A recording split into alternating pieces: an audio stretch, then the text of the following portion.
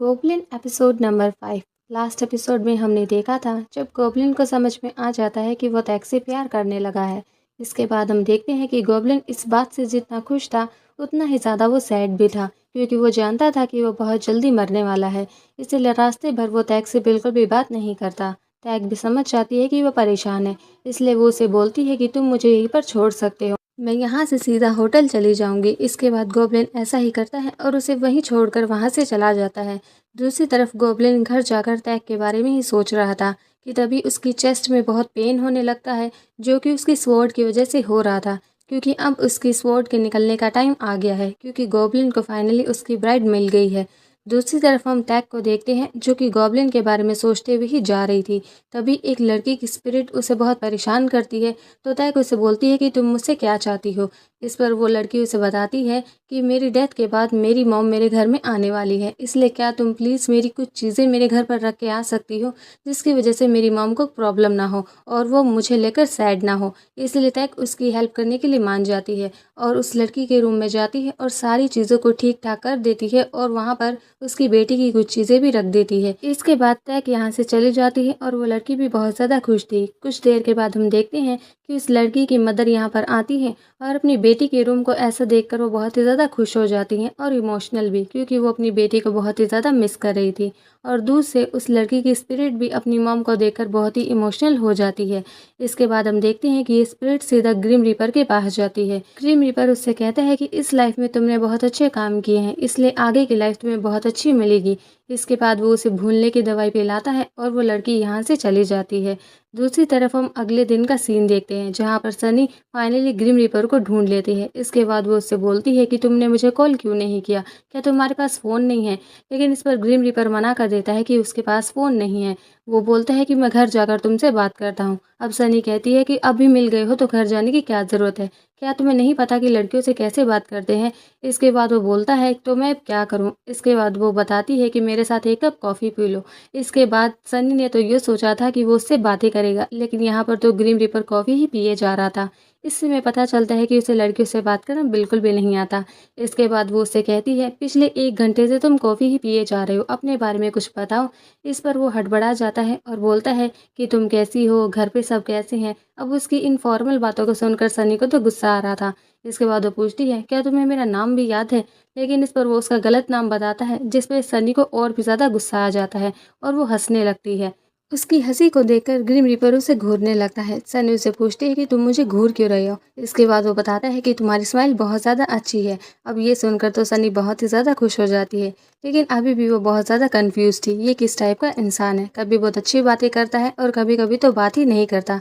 इसके बाद हम गॉब्लिन और ग्रिम रीपर को घर पर देखते हैं, जो दोनों ही बहुत ज़्यादा सैड थे। ग्रिम रीपर यहाँ सनी के बारे में सोच रहा था कि वो उससे अपनी बात कैसे आगे बढ़ाए, और दूसरी तरफ गॉब्लिन टैग के बारे में सोच रहा था कि मुझे ज़्यादा खुशियों की उम्मीद नहीं करनी चाहिए, क्योंकि अब मुझे यहाँ से जाना है। इसलिए वो सोच लेता है कि वो टैग की खुशी के लिए यहाँ से जाकर ही रहेगा और वो मरने का डिसाइड कर लेता है। अब उसकी ये सारी बातें ग्रिम रीपर भी सुन सकता है, इसलिए वो कहता है क्या तुम सच में मरने वाले हो। वो बताता है कि हाँ, जब इस साल की पहली स्नोफॉल होगी उस दिन ही मैं टैग से कहूँगा कि वो मेरी बॉडी से स्वॉर्ड निकाल दे और मैं मर जाऊँगा। हम नोटिस करते हैं कि ग्रिम रीपर उसकी बात सुनकर बिल्कुल भी खुश नहीं था। इसके बाद हम टैग को देखते हैं, जो कि गॉब्लिन को याद करने के लिए फिर से बहुत सारी कैंडल्स जला देती है, क्योंकि गॉब्लिन बहुत दिनों से उससे मिलने नहीं आया था। इसके बाद गॉब्लिन यहाँ पर पहुँच जाता है और कहता है कि अब तुम्हें मुझे समन करने की ज़रूरत नहीं है, क्योंकि अब मैं तुम्हारे साथ ही रहने वाला हूँ।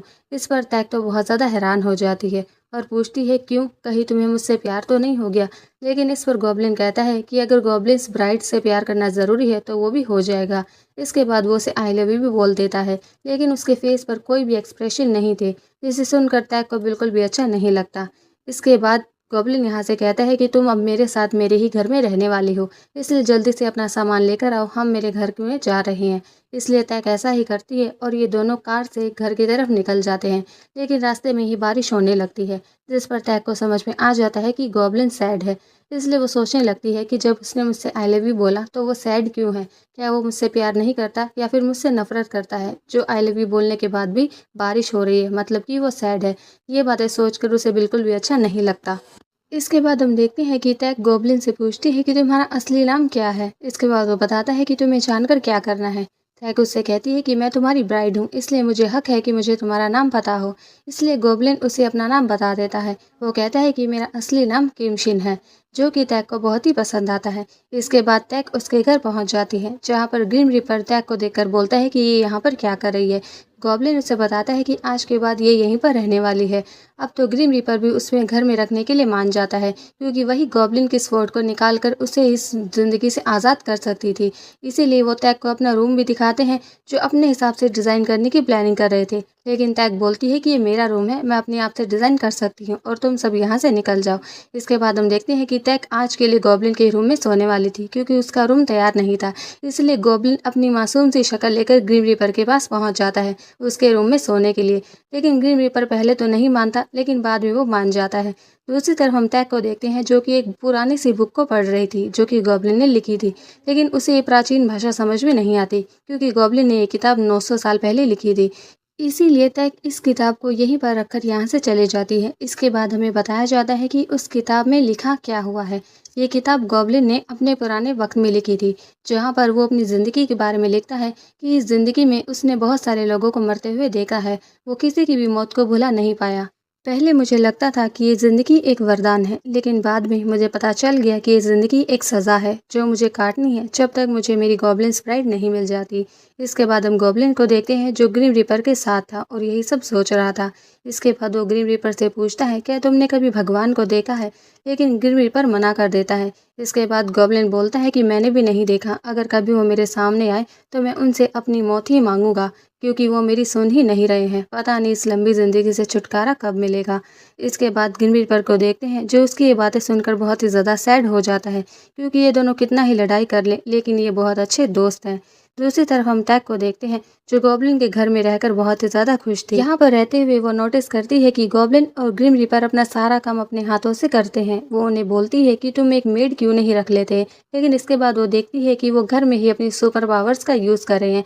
इसलिए वो बोलती है कि अच्छा, अब मैं समझी कि तुम यहाँ पर मेड क्यों नहीं रख सकते। ये देखकर टैग उन सब से बोलती है कि तुम हर काम के लिए अपनी पावर्स का यूज़ नहीं कर सकते। इसलिए वो बताती है कि मैंने घर के लिए नए रूल्स बनाए हैं जब तक मैं इस घर में रहती हूँ। रूल नंबर 1, वो गॉब्लिन से कहती है कि हर टाइम बारिश नहीं होनी चाहिए, क्योंकि इससे लोगों को प्रॉब्लम हो सकती है। इसलिए जब तक मैं यहाँ पे हूँ तुम्हें सैड फील करने की ज़रूरत नहीं है, क्योंकि मैं तुम्हारे साथ हूँ।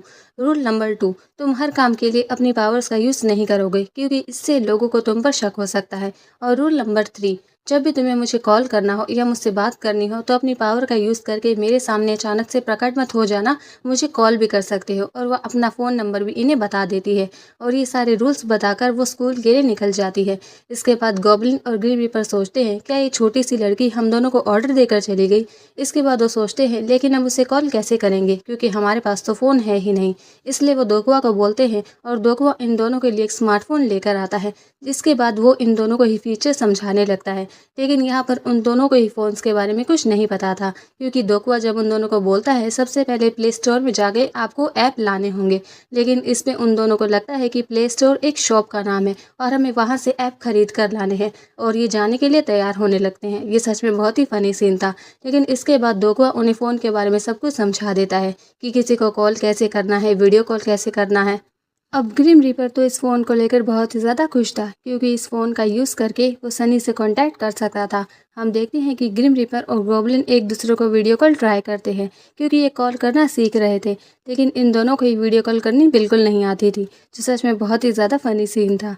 दूसरी तरफ हम टैग को देखते हैं, जो कि गॉब्लिन के नाम से यानी किमशिन के नाम से हिस्ट्री में सर्च करती है, लेकिन उसे ज़्यादा कुछ पता नहीं चलता, क्योंकि वो तो बहुत ही पुरानी बात है।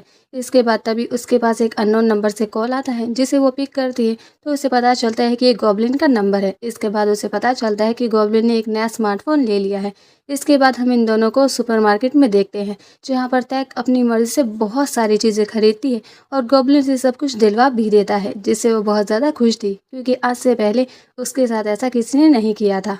दूसरी तरफ हम ग्रिम रीपर को देखते हैं, जो सनी की बातों के बारे में ही सोच रहा था। दरअसल सनी ने ग्रिम रीपर से उसका नाम पूछा था, लेकिन अब ग्रिम रीपर का तो कोई नाम होता ही नहीं, इसलिए वो उसे कुछ भी नहीं बता पाता। इसके बाद वो सनी का नंबर अपने फ़ोन में सेव कर लेता है, लेकिन उसे ऐसा करने में बहुत ही ज़्यादा प्रॉब्लम आ रही थी। लेकिन इतनी ज़्यादा मेहनत करने के बाद फाइनली वो सनी का नंबर सेव करने में कामयाब हो जाता है, जिसे देखकर वो बहुत ही ज़्यादा खुश था। लेकिन अभी वो सोचने लगता है कि वो अपने नाम के बारे में क्या करेगा। दूसरी तरफ हम टैग को देखते हैं, जो गॉब्लिन के साथ शॉपिंग करके घर वापस आती है। वो जैसे ही अपने रूम में जाती है, वो देखती है उसका रूम तो बहुत ही ज़्यादा खूबसूरत बन गया है, जिसके बाद उसे पता चलता है कि ये सब गॉब्लिन ने ही किया है। इसके बाद वो उससे पूछता है, क्या तुम्हें अपना रूम पसंद आया? जिस पर टैग बोलती है कि ये बहुत ही ज़्यादा अच्छा है, और वो बहुत ही ज़्यादा खुश हो जाती है। अब उसे खुश देखकर गॉब्लिन भी बहुत ज़्यादा खुश था, और हम देखते हैं कि टैग अपने रूम में बहुत ही ज़्यादा इंजॉय करती है, और वो बाहर एक बोर्ड भी लगा देती है कि मैं यहाँ पर पढ़ रही हूँ, इसलिए मुझे डिस्टर्ब ना करें, क्योंकि टैग के एग्ज़ाम आने वाले थे। लेकिन तभी यहाँ पर ग्रीम रीपर आता है और वो टैग को अपने पास बुलाता है। टैग यहाँ बहुत डर जाती है, कहीं वो उसे मारने तो नहीं वाला। लेकिन ग्रीम रीपर पूछता है कि मैं चाहता हूँ कि तुम मुझे एक नाम दो। जिसके बाद वो सोचती है, क्या तुम्हारा कोई नाम नहीं है? लेकिन गॉब्लिन का तो एक नाम है, उसका नाम किमशिन है। इसके बाद ग्रीम रीपर सोचता है, अगर उसके पास एक नाम है तो मेरे पास भी नाम होना चाहिए। इसलिए वो उसे पूछता है कि मुझे कोई ऐसा नाम दो जो कि लड़कियों को पसंद आए। इसलिए वो बोलती है, मेरे पास 3 टाइप के नाम हैं, किम वो बिन, किम बिन या किम वो शिन। तुम इन तीनों में से कोई एक नाम रख सकते हो। अब ये तीनों ही नाम उसको बहुत ज़्यादा पसंद आते हैं, तो वो सोचने लगता है कि वो क्या नाम रखे। इसके बाद हम नेक्स्ट डे का सीन देखते हैं, जहाँ पर गोब्लिन टैग के लिए खाना रखकर चला जाता है, लेकिन उसमें एक नोट भी था कि अगर तुम्हारा पढ़ाई से हो जाए तो मेरी स्वॉर्ड के बारे में भी कुछ सोच लेना। लेकिन इस पर टैग ध्यान नहीं देती, और अब ये रोज़ का ही हो गया था। गोब्लिन हर टाइम उसे याद दिलाता है कि वो गोब्लिन्स की ब्राइड है और उसे स्वॉर्ड निकालनी है, लेकिन टैग इसको इग्नोर कर देती है। इसलिए गॉब्लिन एक दिन उसे डायरेक्टली पूछ लेता है, तुम गॉब्लिन्स ब्राइड हो, तुम मेरी स्वॉर्ड के बारे में कुछ करने वाली हो या नहीं? इस पर टैग कहती है कि मुझे इसके लिए थोड़ा टाइम चाहिए, लेकिन जब तक मेरी तुम दूसरी विशेष पूरी नहीं करोगे मैं तुम्हारी स्वॉर्ड नहीं निकालूंगी। जैसे कि तुम मुझे $5000 दे दो या फिर मेरा एक बॉयफ्रेंड ही ढूंढ दो। अब इस पर गॉब्लिन कहता है कि मैं ऐसा कुछ भी नहीं करने वाला, तो टैग मना कर देती है, तो मैं भी तुम्हारी स्वॉर्ड नहीं निकालूंगी। इस पर उन दोनों के बीच में झगड़ा हो जाता है। दूसरी तरफ हम सनी को देखते हैं, जो अभी भी फ़ोन को ही घूरे जा रही थी, क्योंकि अभी तक ग्रिम रीपर ने उसे कॉल नहीं किया था, जिसकी वजह से वो परेशान होने लगती है। तभी टैग उसके पास आती है और उससे पूछती है, क्या हमें छोटी एज में शादी कर लेनी चाहिए? क्योंकि टैग तो यही सोच रही थी कि वो गॉब्लिन्स की ब्राइड है और तलवार निकालने के बाद उन दोनों की शादी हो जाएगी। लेकिन इस पर सनी कहती है कि लड़की की उम्र क्या है, क्या 20 साल है, 21 साल है? क्योंकि वो समझ गई थी कि टैग अपनी बात कर रही है। लेकिन वो टैग बताती है कि उसकी उम्र उससे थोड़ी ज़्यादा है। लेकिन अब तक क्या बताए कि उसकी उम्र तो 939 ईयर्स है। इस पर सनी उससे पूछती है, क्या वो दोनों एक दूसरे से प्यार करते हैं? लेकिन इस पर टैग मना कर देती है। तो सनी कहती है, जब प्यार ही नहीं करते तो शादी क्यों करना चाहते हो? अब रास्ते भर टैग इसी बात को सोच रही थी, और ये सोच कर उसे सच में बहुत ही गुस्सा आता है। जैसे ही वो घर पर आती है, वो गॉब्लिन को देखती है और उसे देखकर सनी की बातें याद आने लगती है। जब वो लड़का तुमसे प्यार ही नहीं करता तो तुम उससे शादी क्यों कर रही हो? इसलिए वो गॉब्लिन को फुल इग्नोर करती है। इसके पास वो ग्रिम रीपर के पास आती है और उससे बातें करने लगती है, जिससे गॉब्लिन को जेलसी फील होने लगती है। इसलिए वो उन दोनों के सामने शो ऑफ करता है, लेकिन उस बेचारे पर तो कोई भी ध्यान नहीं देता, जिसके बाद उसे गुस्सा आ जाता है। दूसरी तरफ हम टैग को बोलते हैं, जो उससे पूछती है, क्या तुमने कोई नाम सोचा? इसमें वो बोलता है कि मैंने अभी तक नहीं सोचा है, मैं सोच रहा हूँ इस बारे में। इसके बाद वो बोलती है कि तुम्हें अच्छा सा नाम सोच लेना चाहिए। इसके बाद वो गॉब्लिन कहता है कि तुम्हें पढ़ाई नहीं करनी, जाओ और अपने रूम में जाकर पढ़ाई करो। लेकिन टैग उस पर बिल्कुल भी ध्यान नहीं देती, जिस पर गॉब्लिन को गुस्सा आ जाता है और वो उससे पूछता है कि तुम एक गॉब्लिन्स ब्राइड हो, तुम्हें मेरी स्वॉर्ड के बारे में सोचना चाहिए, तुम ये आलतू फालतू की बातों में ध्यान मत दो। लेकिन इस पर टैग भी उस पर चिल्लाती है कि तुम किस टाइप के गार्डियन एंजल हो, तुम मेरी एक भी विश नहीं पूरी कर सकते। ता तुमने मुझे $5000 दिए और ना ही मुझे बॉयफ्रेंड ला कर दिया। और इस पर गॉब्लिन कहता है कि तुम्हारा बॉयफ्रेंड यही तो है। इस पर टैग कहती है कि कहाँ है? इसके बाद गॉब्लिन कहता है कि तुम्हारे सामने ही खड़ा है, मैं हूँ तुम्हारा बॉयफ्रेंड। अब ये बोलकर तो वहाँ बहुत ही ज़्यादा ऑकवर्डनेस आ जाती है कि ये मैंने क्या बोल दिया। इसलिए वो दोनों ही अपने अपने रूम्स में भाग जाते हैं। सच में बहुत ही ज़्यादा फनी और ऑकवर्ड सीन था। लेकिन दूसरी तरफ हम गॉब्लिन को देखते हैं, जो ये सब बोलकर पहले तो बहुत कंफ्यूज हो जाता है, लेकिन बाद में बहुत ही खुश होता है, क्योंकि वो इस बात से बहुत खुश था कि वो टैग का बॉयफ्रेंड है। दूसरी तरफ हम ग्रीन रीपर को देखते हैं, जो अभी भी सनी के बारे में ही सोच रहा था। इसलिए दोकुआ और गोब्लिन उसके पास आते हैं और बोलते हैं कि अगर तुम इसके बारे में इतना ही सोच रहे हो तो क्यों ना उससे बात कर लो। इसलिए गोब्लिन सीधा सनी को ही कॉल कर देता है, इसीलिए ग्रीन रीपर को भी उससे बात करनी पड़ती है। सनी उससे कहती है, चलो फाइनली तुमने कॉल तो किया। इसके बाद वो एक डेट पर मिलने का डिसाइड करते हैं, जिस पर ग्रीन रीपर भी आने के लिए मान जाता है। इसलिए अगले दिन बहुत ही अच्छे से स्टाइल फैशन करके वो डेट पर जाने के लिए तैयार हो जाता है।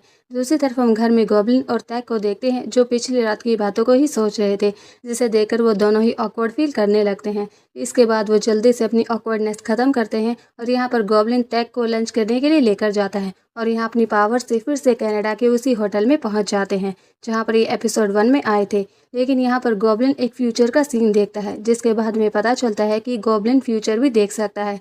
यहाँ पर वो इसी होटल में टैग को देखता है, जो कि पूरे 10 साल बाद, मतलब अब टैग 30 साल की हो चुकी है। यहाँ पर वो टैग को देखता है, जो बहुत ही ज़्यादा खुश है और अपनी फ्रेंड से बात कर रही है कि वो यहाँ पर एक लड़के से मिलने आई है। यहाँ पर टैग को तो गॉब्लिन दिखाई नहीं देता, क्योंकि ये तो 10 साल बाद का सीन है, लेकिन गॉब्लिन यहाँ पर टैग को देख सकता था।